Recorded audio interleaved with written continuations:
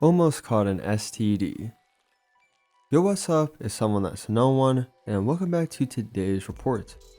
Today's report is coming from an anonymous user off the shroomery, where they took Bromazolam, Cannabis, and Siildenafil, aka Viagra. And here's the full report details. Alright, so here we are covering the benzo research chemical Bromazolam, which this is entirely fresh for us, but throughout the years now, I've gotten multiple requests to cover this substance. Many compare it to clonazepam, which is yet another we have to cover still. But to keep this simple, they are research chemicals, they are benzos, so think of things like Xanax, Klonopin to compare it to. It binds to GABA, not 100% the same, but very similar. The slight differences though may explain slightly different nature within experiences, though of course many factors have to be considered. This report is a good representation of how benzos can completely remove your inhibitions and cause you not to make the best choices. I won't give anything away, this speaks well for itself and gives a side to things I think we need to present more on this channel. Could have gone much worse than it did. We'll just say it was risky. With that, I'm sure you'll enjoy this, so without further ado, let's dive right into this.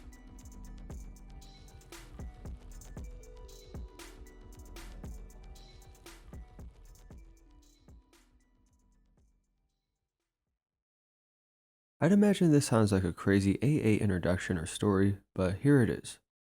I just need to vent about some dumbass thing I did while wasted on RC benzos. Over the weekend, I decided I'd dose some Bromazolam and chill, but I did more than chill. Bromazolam to me is a less potent clonazepam. Notice the similar names. Well, yeah. During this whole experience, I basically felt normal. At least I thought so. Wrong. It basically wiped all my inhibition away, and this time, it did that and more. I wound up going to a strip club and telling this dancer I had weed to smoke at my house, and my stupidness invited her over. I don't even remember her name, but I put myself in a very vulnerable state. When we got to my house, we smoked, and of course, I was wasted by this point. She asked if I wanted a massage, and of course, I said yes. I went to the bathroom and took some Viagra. If you try to get up on benzos, you know why. She started to give me a massage, and yup, instantly she knew what I wanted. Has anyone been this risky from this substance? Benzos in general make me loose, but my god. I've done lots of RC benzos, but this one takes the cake for horniness and risky behavior. I woke up with 10 grams of my 14 grams gone. She texted me in the morning, and I replied, but shortly stopped, blocked my messages, and blocked the number. I was freaking out about an STD, but just checked out fine from the doctor. It was a very strange doctor visit. This is a textbook case of a drug inducing risky behavior. I wouldn't have done this sober. I would, but never would I invite a fucking stripper to my home.